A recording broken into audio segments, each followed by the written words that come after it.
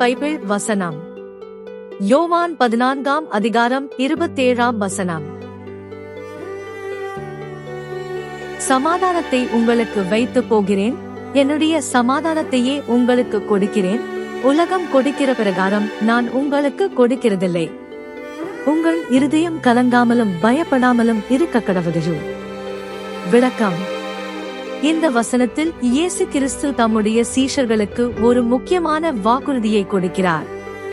அவர் உலகத்தின் சமாதானத்தை போலல்லாமல் தன்னுடைய சொந்த சமாதானத்தை அவர்களுக்கு விட்டுச் செல்கிறார் என்று கூறுகிறார். உலகத்தின் சமாதானம் தற்காலிகமானது மற்றும் சூழ்நிலைகளை சார்ந்தது. ஆனால் இயேசு கொடுக்கும் சமாதானம் உள்ளானதும் நிலையானதுமானது.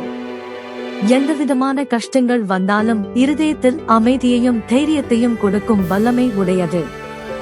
எனவே விசுவாசிகள் எந்த சூழ்நிலையிலும் கலங்கவோ பயப்படவோ தேவையில்லை, ஏனெனில் கிறிஸ்துவின் சமாதானம் அவர்களுடன் இருக்கும்.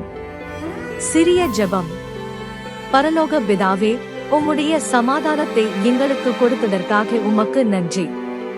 உலகத்தின் கவலைகளாலும் பயத்தினாலும் நாங்கள் கலங்கும் போது உம்முடைய சமாதானம் எங்கள் இருதயத்தை நிரப்பட்டும்.